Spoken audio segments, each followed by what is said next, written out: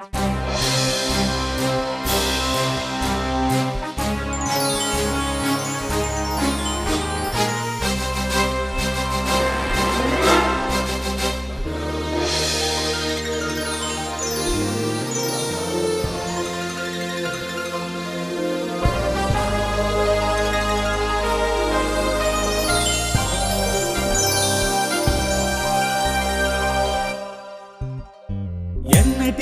ఎడబాయని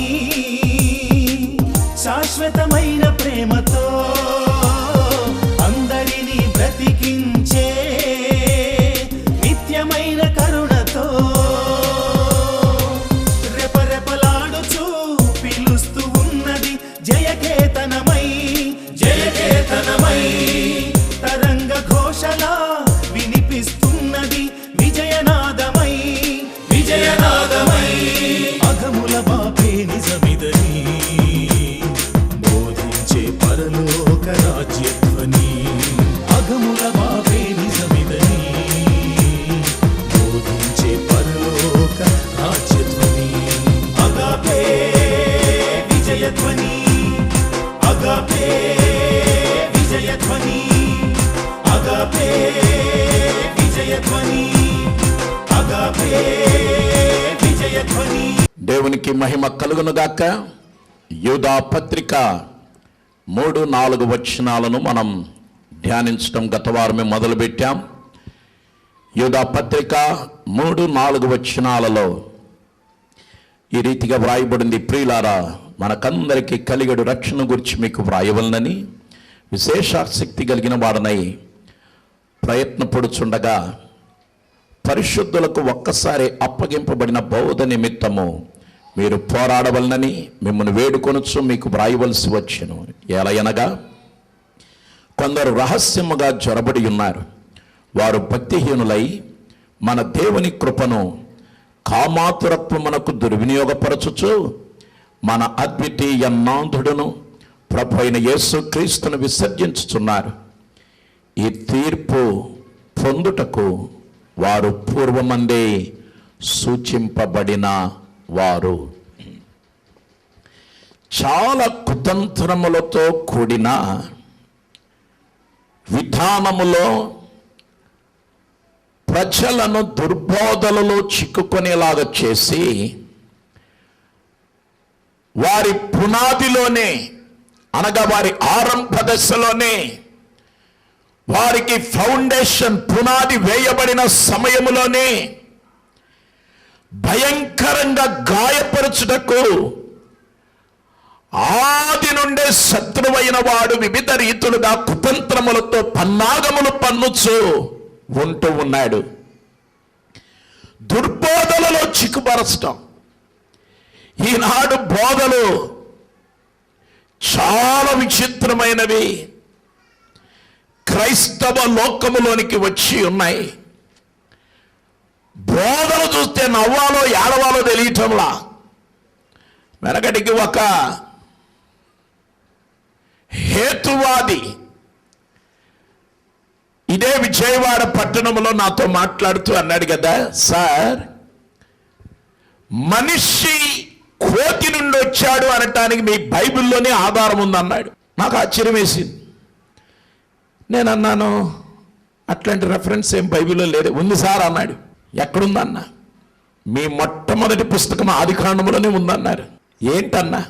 సార్ ఏశావు అనే ఒకడు ఉండేవాడు కదా. అవును బాబు. ఆ ఏశావు ఒంటి నిండా రోమాలు ఉన్నాయని ఉంది కదా. అవునాయనా. మరి యాకోబు గొర్రె చర్మాన్ని ధరించుకొని నాన్నాని దగ్గరికి వెళ్ళి తడిమి చూసినప్పుడు అన్ని రోమాలు తన శరీరములో ఉండబట్టే కదా ఏశావని నమ్మింది. అవునండి. అలాగైతే ఏశావు కోతి నుంచి వచ్చాడు కదా, అదే రుజువు బైబిల్లో ఉంది అని చెప్పి అన్నాడు. నేను నోటి మీద వేలేసుకున్నా. వాడంటే హేతువు లేకుండా వాదించే హేతువాది. బైబిల్ను సరి అయిన రీతిగా అవగాహన చేసుకోకుండా మాట్లాడినోడు కాబట్టి పెద్దగా దాన్ని తీసుకోవలసిన ఆవశ్యకత లేదు.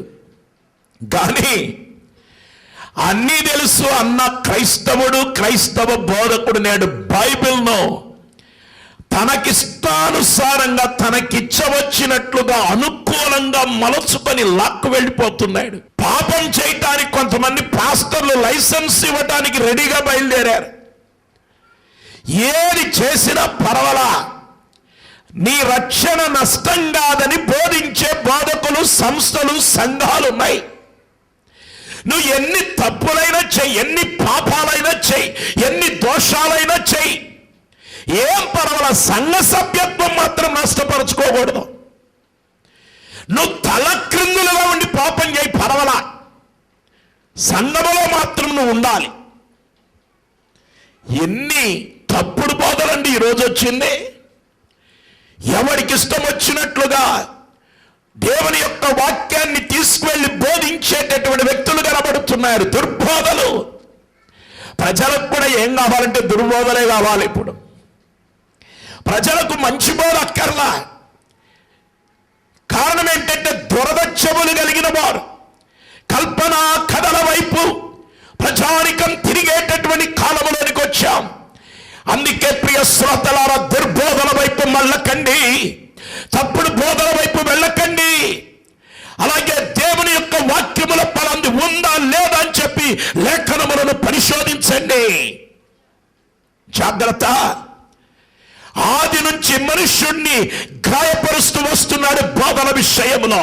ఆ కుతంత్రములను దేవుని ప్రజలు ఆత్మ దృష్టి ద్వారా దేవుని వాక్యపు వెలుగులో ఏం చేయాలంటే దానిని గుర్తించాలి. దేవునికి స్తోత్రం.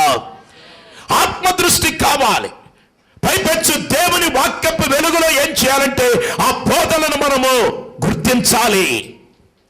అది మాత్రమే గాక వాటిని జయించి అప్పగించబడిన విలువైనది అతి పరిశుద్ధమైన విశ్వాసమును కాపాడుకుంటూ మనము దైవ సన్నిధిలో ఏ విధమైనటువంటి కలంకము లేని వారుగా ఆత్మీయ వీరులుగా నిలవటానికి ఎలా సాధ్యమగునని తర్వాత వాక్యములలో ఇదిగో యూదా ఏం చేస్తున్నాడంటే క్రైస్తవ సంఘానికి ఎత్తి చూపిస్తున్నాడు, రాసి చూపిస్తున్నాడు అన్నమాట.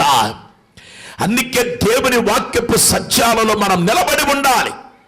పరిశుద్ధులకు ఒక్కసారి అప్పగించబడిన బోధ లేకపోతే ఒక్కసారి అప్పగించబడిన విశ్వాసం విషయములో మనం పోరాడుతూనే ఉండాలని చెప్పి దేవుని వాక్యం మనకు ప్రబోధిస్తుంది. హల్లెలూయా.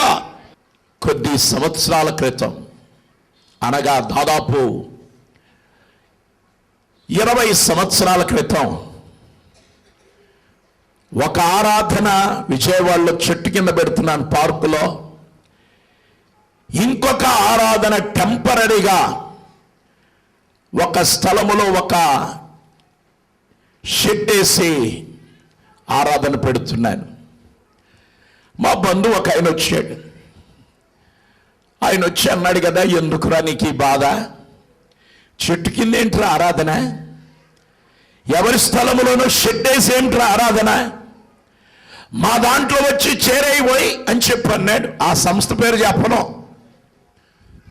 ఎందుకన్నా, ఎందుకంటే మా తాతగారు అదే, మా మేనమావలు అదే, మా అమ్మ కూడా అదే ఒకప్పుడు. కానీ పెంతుకొస్తు పాస్ట్ను పెళ్లి చేసుకుంది కాబట్టి పెంతుకొస్తు ఆవిడైపోయింది. చివరికి ఆయన అన్నాడు కదా, మా దాంట్లో చేరిపో, నీకు మంచి మందిరము, మంచి ఇల్లు, అప్పుడు చిన్న అద్దె ఇల్లు, ఎందుకురా నీకు ఈ గతి, మా దాంట్లో చేరరా అన్నాడు. చేరితే ఏంటన్నా, ఏం లేదు, మంచి మందిరము, ఇల్లంతా వచ్చేలాగా చూస్తాం అని చెప్పి అన్నారు. ఆ తర్వాత అన్నమాట నేను జీర్ణించుకోలేకపోయా. ఏం లేదు వై, మీది మాది అంతా ఒకటే కానీ చిన్న తేడా అంతే. ఏంటా తేడా అన్నా, అదే వై నువ్వు అన్య భాషలే మాట్లాడతావుగా కరబరా అని. ఆ అన్య భాషలు కాస్త మాట్లాడదు, మేము కూడా పరిశుద్ధాత్మ నమ్మే వాళ్ళమే, కానీ నువ్వు అన్య భాషలో మాత్రం మాట్లాడొద్దు. ఎందుకంటే భాషలు ఆగిపోయాయి, ప్రవచన వరం ఆగిపోయింది, దర్శనాలు ఆగిపోయాయి, కళలు ఆగిపోయాయి అని చెప్పారు ఆ కాలాళ్ళు. అప్పుడు నేను చెప్పాను మా బంధువుతో, నా నోరు తెరిస్తే వచ్చేదే అన్య భాషలు, అవి మాట్లాడొద్దంటే ఎలా? నువ్వు ₹1,00,00,000 మూట నా దగ్గర పెట్టినా నా ఉపదేశము నుంచి కుడికి గాని ఎడమకి గాని వైదొలగే ప్రసక్తే లేదు. హల్లెలూయా. ఎందుకంటే చెట్టు కింద ఆరాధన జరుపుకున్న హ్యాపీ, షామ్యానా కింద ఆరాధన జరిపిన సంతోషమే. నా దేవుని సహాయం వలన ఇంతకంటే ఉన్నతమైన స్థానానికి ఒకరోజు నా దేవుడు తీసుకువెళ్తాడు, చూస్తూ ఉండని చెప్పా. నా దేవునికి స్తోత్రం. నీ డబ్బుతో కాదు సేవ చేయాల్సిందే. ఎవడు డబ్బిస్తామంటే ఉపదేశం మార్చుకునే కాలంలోకి వచ్చాం. చాలా మంది సిగ్గుమాలిన బోధకులు, వాడు డబ్బిస్తే వాడి ఉపదేశం, వీడు డబ్బిస్తే వీడి ఉపదేశం. బాప్టిజం ఒక్కసారే కానీ 2 సార్లు 3 సార్లు 4 సార్లు 7 సార్లు 10 సార్లు కూడా మునిగినోడు లేడా? అట్లాంటి బాప్టిజం నీ డబ్బుతో పాటు అది నాశనం అయిపోతుంది. జాగ్రత్త. ఎందుకంటే పరిశుద్ధులకు ఒక్కసారి అప్పగించిన బోధ కొరకు మనం పోరాడాలని పరిశుద్ధ గ్రంథములో యూదా మనకు ప్రబోధిస్తున్నాడు. దేవునికి స్తోత్రం. బోర్డులు మార్చేస్తున్నారు. మనం బస్సులో ప్రయాణం చేసేటప్పుడు విజయవాడ నుంచి హైదరాబాద్ బయలుదేరిన బస్సులో హైదరాబాద్ బోర్డు ఉంటుంది, సూర్యాపేట బోర్డు ఉంటుంది, ఆ తర్వాత నిజామాబాద్ బోర్డు ఉంటుంది, మచిలీపట్నం బోర్డు ఉంటుంది. హైదరాబాద్ వెళ్ళిన తర్వాత అది నిజామాబాద్ కూడా వెళ్ళాలంటే నిజామాబాద్ బోర్డు పెడతారు. మళ్ళీ అక్కడి నుంచి ఆదిలాబాద్ వెళ్ళాలంటే ఆదిలాబాద్ బోర్డు పెడతారు. ఇప్పుడు కూడా క్రైస్తవ సంఘాలు ఎన్ని బోర్డులు మార్చేవాళ్ళు ఉన్నారు. బోర్డులు మాటి మాటికి మార్చేవో సేవకుడా, దేవుడు నిన్ను దర్శిస్తున్నాడు. ఈ రోజు దేవుడు నీతోనే మాట్లాడుతున్నాడు. పరిశుద్ధులకు ఒక్కసారి అప్పగించబడిన బోధ విషయమై పోరాడేవాడిగా నిలబడు. ఎందుకంటే ముందు దేవుని రాజ్యమును నీతిని వెలుగుతే దానితో పాటు దేవుడు సమస్తమును మనకు దయచేసేవాడై ఉన్నాడు. హల్లెలూయా, హల్లెలూయా. బోధన మార్కెట్లో అమ్ముకోవద్దు, బోధన సంస్థలకు అమ్మొద్దు, నీ విశ్వాసమును నువ్వు ఎవరికి అమ్మి వేసుకోవద్దు. నీకు కావలసిన శ్రేష్టమైన వాటిని అనుగ్రహించే మహాదేవుడు ఉన్నాడనే సత్యం నువ్వు మర్చిపోవద్దు. దేవునికి స్తోత్రం. హల్లెలూయా. సత్యం కొరకు నిలబడదాం, నీతి కొరకు నిలబడదాం, యథార్థత కొరకు నిలబడదాం, బోధ కొరకు నిలబడదాం, విశ్వాసం కొరకు నిలబడదాం. ఎంతమంది తరుముతూ వచ్చినా, ఎంతమంది ఎరవేసినా, ఎంతమంది కాదన్నా, ఎంతమంది వద్దన్నా, పరిశుద్ధులకు ఒక్కసారి అప్పగించబడిన బోధ కొరకు మనం పోరాడుతూనే ఉండాలి. ఆ పోరాట పటిమ కలిగిన యోధుడుగా నీవు నేను ఉండాలని పరిశుద్ధాత్మ దేవుడు మన గురించి ఇష్టపడుతూ ఉన్నాడు. హల్లెలూయా, హల్లెలూయా. అందరికీ కలిగేడు రక్షణ,